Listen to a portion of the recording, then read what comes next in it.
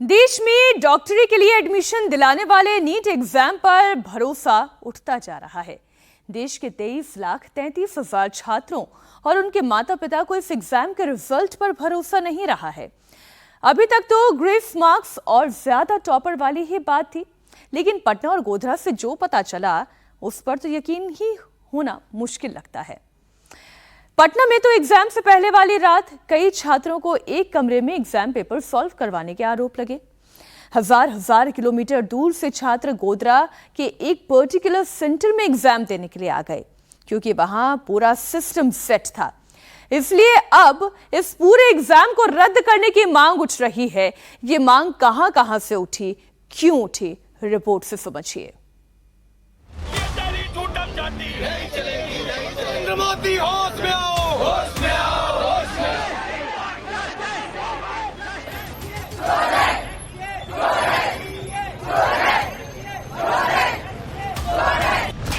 हिंदुस्तान चांद पर पहुंच गया, मगर डॉक्टरी की परीक्षा ठीक से नहीं करवा पाया।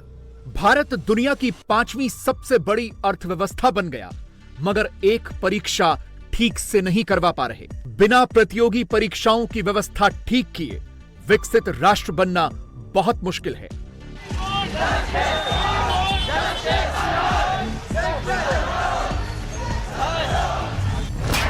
क्या नीट की परीक्षा में कोई घपला या घोटाला हुआ? क्या नीट की परीक्षा में धांधली की गई? क्या नीट की परीक्षा करवाने में अनियमितताएं बरती गई?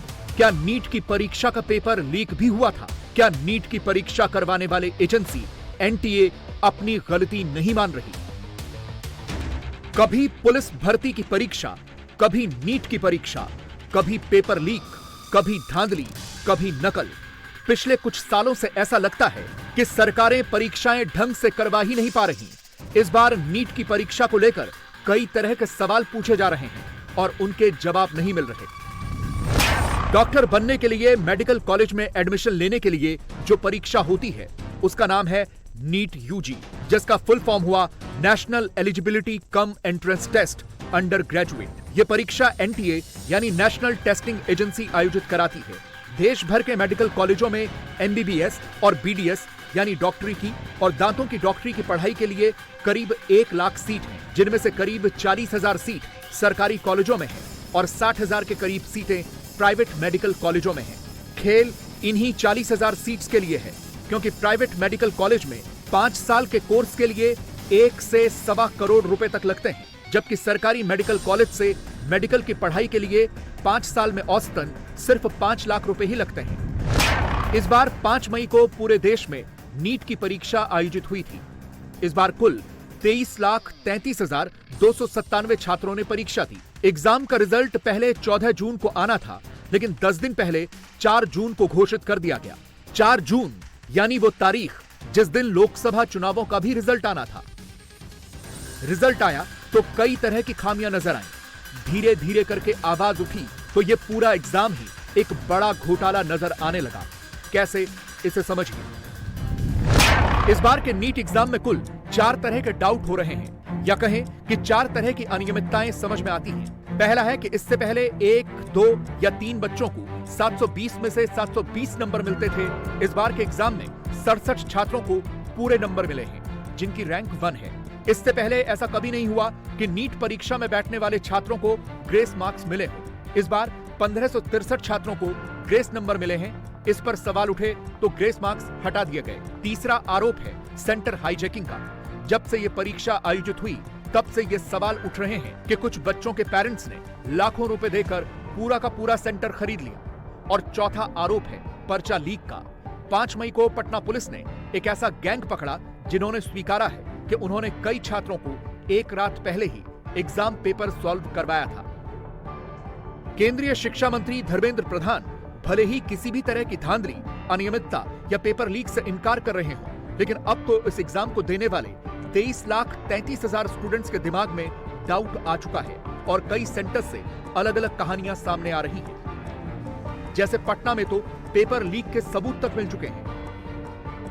ये पटना पुलिस के एक इंस्पेक्टर के हाथ से लिखी हुई वो रिपोर्ट है जिसमें पेपर लीक की पुष्टि हो रही है। इसी के आधार पर पटना पुलिस ने एक एफआईआर दर्ज की थी, जिसमें कई सारे स्टूडेंट्स सॉल्वर गैंग और उनके पेरेंट्स की गिरफ्तारी हुई है। पेपर लीक की हमारे पास कोई जानकारी नहीं है।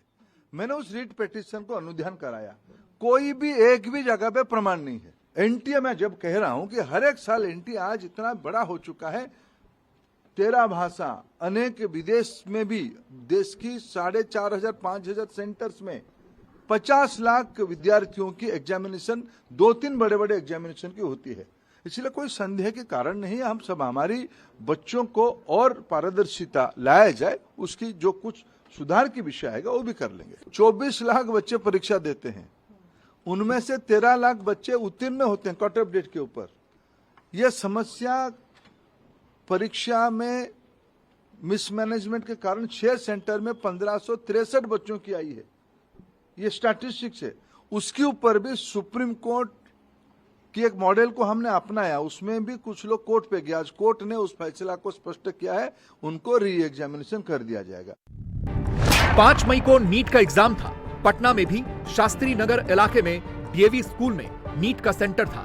पुलिस ने एग्जाम के बाद इस सेंटर पर परीक्षा देने वाले आयुष नाम के एक छात्र को हिरासत में लिया। पूछताछ में उसने कबूल किया कि उसे परीक्षा से पहले ही प्रश्न पत्र उपलब्ध हो गया था। पटना के एक हॉस्टल में आयुष और उसके जैसे 25 और छात्रों को एग्जाम पेपर और आंसर उपलब्ध करवाए गए थे। एग्जाम से पहले वाली रात को इन तमाम छात्रों को ये आंसर रटवाए गए थे। अगले दिन नीट के एग्जाम में 100% वही सवाल आए जिन्हें उन्हें रटवाया गया था। एक एक छात्र से 20-20 लाख रुपए लिए गए थे। पटना पुलिस ने अब तक इस केस में 13 लोगों को गिरफ्तार किया है, जिनमें 6 छात्र हैं, 4 सेटर्स हैं और 3 पेरेंट्स हैं। पटना पुलिस ने इन सेटर्स और छात्रों की निशानदेही पर उस हॉस्टल पर रेड की तो वहां कुछ जले हुए कागज मिले। पुलिस को शक है कि यह कागज नीट का वही लीक्ड प्रश्न पत्र हो सकता है। इसके लिए पटना पुलिस की आर्थिक अपराध शाखा ने एनटीए से नीट का ओरिजिनल प्रश्न पत्र मांगा ताकि उसकी फॉरेंसिक जांच करवाई जा सके, लेकिन एनटीए की तरफ से अभी तक उन्हें प्रश्न पत्र उपलब्ध नहीं करवाया गया। अब जब बिहार के बाकी छात्रों को पता चल रहा है कि पेपर लीक भी हुआ है तो उनका पूरी व्यवस्था से भरोसा उठ रहा है। 658 आपको है। इस मार्क्स पे पिछले साल रैंक था 4,300 के आसपास। तो नीट जब OMR आया था तो मैंने एक्सपेक्ट किया था कि 2 गुना रैंक बढ़ेगा या मैक्सिमम 3 गुना बढ़ेगा, क्योंकि पेपर आसान था। बट रैंक जब रिज़ल्ट आया तो 23,000 दिखा। तो जाहिर सी बात है कुछ ना कुछ तो गलत है ही रिज़ल्ट में। क्या आपको आशंका लगती है इतना रैंक नीचे आने की?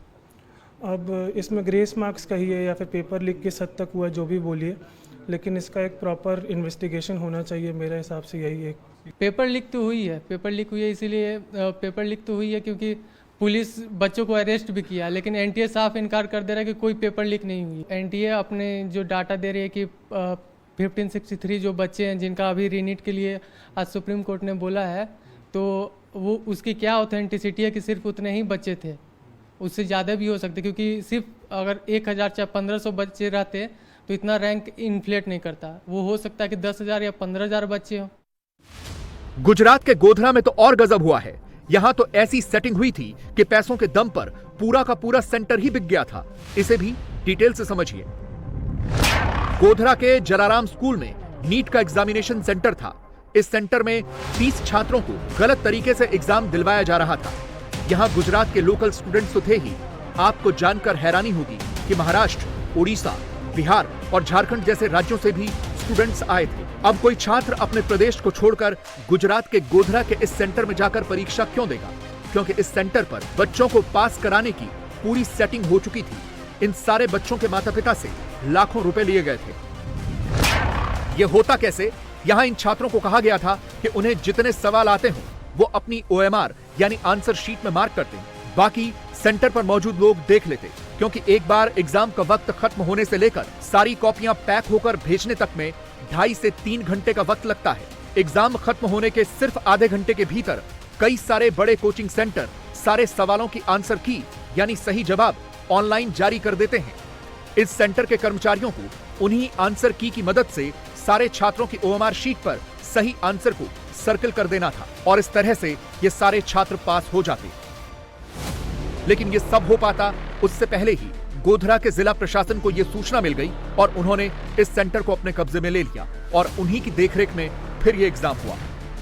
ये पूरी जो योजना थी ये इस प्रकार से थी कि ये तुषार भट्ट जो यहाँ का टीचर था और एक परशुराम रॉय करके बड़ौदा में ओवरसीज करके कंसल्टेंसी सर्विस चलाते थे। वो नीट एग्ज़ाम में पास करवाने का भी उनको लालच देके उनसे पैसे लेते थे और ये एग्ज़ाम पास करवाने का उनका ट्राई था। तो सर, जब जांच आगे बढ़ी तब क्या तथ्य सामने आ रहे हैं? कितने पैसे लिए गए थे इन बच्चों से और ये आए कहाँ से थे? और इंटरेस्टिंगली गोधरा सेंटर ही क्यों चुना था इन्होंने? ये तुषार भट्ट और ये जो रॉय जो कंसल्टेंसी परशुराम रॉय चला रहे थे, तो उन्होंने साथ में मिलकर ये पूरा प्लान ऐसे बनाया था कि जितने भी बच्चे वो सिलेक्ट करते, मतलब जो ये तैयार होते हैं, उनको ये बोला गया था कि आपको जितना आता है आपको टिक OMR शीट में टिक करना है। जो नहीं आता है वो बाद में एग्ज़ाम ख़त्म होने के बाद ये पेपर्स जाने में थोड़ा टाइम उनको मिल जाता था।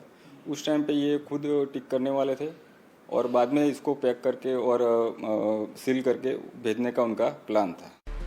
पूरा सेटिंग का खेल चल रहा था।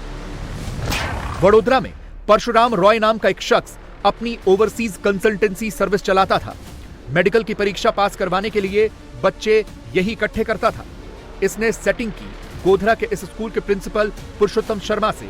एनटीए ने इन्हीं प्रिंसिपल साहब को यहां डिस्ट्रिक्ट कोऑर्डिनेटर बनाया हुआ था। इसी स्कूल का एक टीचर था तुषार भट्ट, वो भी शामिल था। वो एग्जाम का डिप्टी कोऑर्डिनेटर था। पुलिस को उसी दिन तुषार भट्ट की कार से 7 लाख रुपए कैश मिले। जब पूरी जांच की गई तो परशुराम रॉय के ऑफिस से 2 करोड़ 30 लाख रुपए के चेक भी मिले। पुलिस को बहुत से ब्लैंक चेक भी मिले हैं। जाहिर सी बात है कि जिन पेरेंट्स को अपने बच्चे पास करवाने थे वो किसी भी हद तक पैसा खर्च करने को तैयार थे।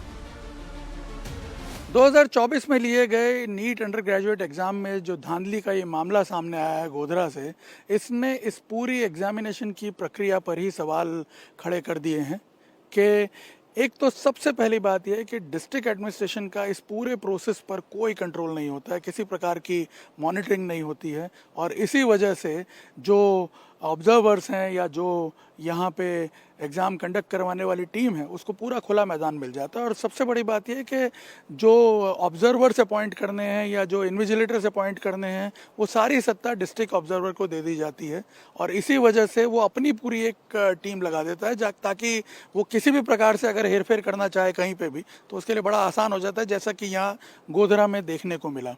और दूसरी सबसे बड़ी बात यह है कि पूरी प्रक्रिया में कहीं पे भी कोई गवर्नमेंट एजेंसी इन्वॉल्व नहीं है। प्राइवेट एजेंसीज पेपर लाती हैं और बाद में एग्ज़ाम पूरे होने के बाद आंसर शीट सील करके भी एक गति कुरियर है उसके ज़रिए भेज दिया जाता है। यानी कहीं पे भी प्रोसेस को टेम्पर करना किसी भी जो पर्सन इन्वॉल्व है इस प्रोसेस में उसके लिए बड़ा आसान हो जाता है। और इसी वजह से इन लोगों ने मिलकर के, इस पूरे कांड के आरोपियों ने मिलकर के इस योजना को अंजाम देने का पूरा एक प्लान तैयार किया। अब जब गोधरा के एक सेंटर पर यह हो सकता है तो फिर देश के किसी भी सेंटर पर यह सेटिंग हो सकती है और क्या पता कि कहीं हुई भी हो। इसकी जांच तो होनी ही चाहिए, लेकिन नीट एग्जाम करवाने वाली एजेंसी एनटीए तो पूरी तरह से अपना पल्ला ही झाड़ती रही। क्या इसी वजह से इस बार के एग्जाम में 67 बच्चों को 100% मार्क्स मिले हैं? यह है उन 67 छात्रों की पूरी लिस्ट जिन्होंने इस बार नीट का यह एग्जाम टॉप किया है। और न सिर्फ टॉप किया है बल्कि इन्हें पूरे के पूरे 720 नंबर मिले हैं। ये इसलिए असंभव माना जा रहा है क्योंकि इससे पहले नीट के इतिहास में ऐसा कभी नहीं हुआ। 2016, 17, 18 और 19 में तो एक भी छात्र को 720 नंबर नहीं मिले थे। 2016 में टॉप करने वाले छात्र को 685, 2017 में 697, 2018 में 691 और 2019 में 701 नंबर मिले थे। 2020 में 2, 2021 में 3 और 2023 में सिर्फ 2 छात्रों को पूरे 720 नंबर मिले। इस बार तो यह पूरा रिकॉर्ड टूट गया। पूरे के पूरे 67 छात्रों को 720 अंक मिले। इसीलिए इस बार सवाल ज्यादा उठ रहे हैं। एनटीए की तरफ से सफाई आई है कि पिछले वर्षों की तुलना में इस बार ज्यादा छात्रों ने परीक्षा दी, इसलिए ज्यादा टॉपर निकले। हालांकि यह सफाई गले इसलिए भी नहीं उतरती क्योंकि एनटीए सुप्रीम कोर्ट में अपनी एक गलती तो मान ही चुका है और यह गलती थी स्टूडेंट्स को ग्रेस मार्क्स देने की। एनटीए पर जब सवाल उठे तो उसने यह माना कि इस बार उसने छात्रों को ग्रेस मार्क्स दिए हैं क्योंकि कई जगह एग्जाम देरी से शुरू हुआ था। यह भी कहा गया कि कुल 1563 कैंडिडेट्स ऐसे थे जिन्हें यह ग्रेस नंबर दिए गए। नीट के इतिहास में पहली बार ऐसा हुआ है कि छात्रों को ग्रेस मार्क्स दिए गए। इससे पहले ऐसा कभी नहीं हुआ। अपनी सफाई में एनटीए ने कहा कि सुप्रीम कोर्ट के 2018 के एक फैसले के तहत ये ग्रेस नंबर दिए गए, लेकिन वो केस एक ऑनलाइन एग्जाम का था। नीट की परीक्षा ऑफलाइन हुई थी। सुप्रीम कोर्ट का वो फैसला इस ऑफलाइन एग्जाम पर लागू नहीं होता है। जब ये मामला उठा और फिर सुप्रीम कोर्ट पहुंचा, तो आज सुप्रीम कोर्ट में एनटीए ने यह मान लिया कि ग्रेस मार्क्स देना गलत था, जिसके बाद अब इन छात्रों के ग्रेस मार्क्स निरस्त कर दिए गए हैं। एनटीए की तरफ से बताया गया है कि जिन 1563 बच्चों को ग्रेस मार्क्स दिए गए थे, उन्हें निरस्त कर दिया गया है। इसलिए अब इन 1563 छात्रों को दोबारा एग्जाम देना होगा और ये परीक्षा 23 जून को होगी। अगर ये छात्र दोबारा परीक्षा नहीं देते हैं, तो फिर इनके ग्रेस मार्क्स के बिना मिले नंबर माने जाएंगे। इस दोबारा परीक्षा का रिजल्ट 30 जून को जारी किया जाएगा और फिर एमबीबीएस और बीडीएस कोर्स में एडमिशन के लिए काउंसलिंग 6 जुलाई से शुरू होगी। हम संतुष्ट नहीं हैं, पर इस फैसले से ये तो दिखता है कि एनटीए ने जो ग्रेस नंबर दिए थे वो पूरी तरह से गलत थे। क्योंकि आज हमारे सुप्रीम कोर्ट के अंदर जब ये केस आया और आज एनटीए के डायरेक्टर साहब खुद भी पहुंच गए यहाँ पे, हमारे काउंसिल ने आर्गुमेंट शुरू भी नहीं किया और उनके काउंसिल ने खुद बोल दिया कि जो 1563 बच्चों को हमने ग्रेस दिए हैं, इससे हार्ट बर्न हुआ है, बच्चे परेशान हुए, इसको हम रिट्रैक्ट करते हैं डिसीजन को। 24 घंटे पहले एनटीए ने एक FAQ जारी किया था पब्लिक डोमेन में। वहाँ लिख रहे थे कि ये ग्रेस नंबर सही है, आंसरिंग एफिशिएंसी पे है 2018 के जजमेंट में, और सुप्रीम कोर्ट में आते ही उन्होंने कह दिया कि एक जजमेंट हमारा 1563 बच्चों का गलत था। इससे ये तो प्रूव होता है ना कि एनटीए ऐसी बहुत सी चीज़ें करता है जो जब तक पब्लिक डोमेन में नहीं आती या जब तक माननीय सुप्रीम कोर्ट तक नहीं पहुंचती, तब तक उनका जो मनमानी होता करता है। तो उनके ऊपर एक जांच होनी चाहिए। और कितनी डिस्पेरेंसी से अंदर आप ग्रेस नंबर को आते ही, तो आप ये सारा मुद्दा ग्रेस नंबर से शुरू हुआ, पेपर लीक से, आप आते ही मानते हो ग्रेस नंबर का कॉन्सेप्ट ही गलत है, आप उसको हटाते हो। अब वो जो नंबर है 1563, उसके ऊपर भी जांच होनी चाहिए, क्योंकि 15,000 तो नहीं था कहीं। उन बच्चों को अभी भी इंसाफ नहीं मिला जो गाँव देहात में रहता है, मुश्किल से 4 पैसे कमाता है, लेबर की तरह मेहनत करता है और सपना देखता है डॉक्टर बनने का, और जब वो पेपर लिख के आता है उसके सेंटर पर 1 घंटा पेपर डिले हो जाता है, पर उसको कोर्ट जाना पड़ेगा। अब इसके बाद इतना मुश्किल नहीं होना चाहिए। एक टेस्टिंग एजेंसी को इस तरह का व्यवहार नहीं रखना चाहिए। तो अभी भी right to equality, right to information, सबका वायलेशन है।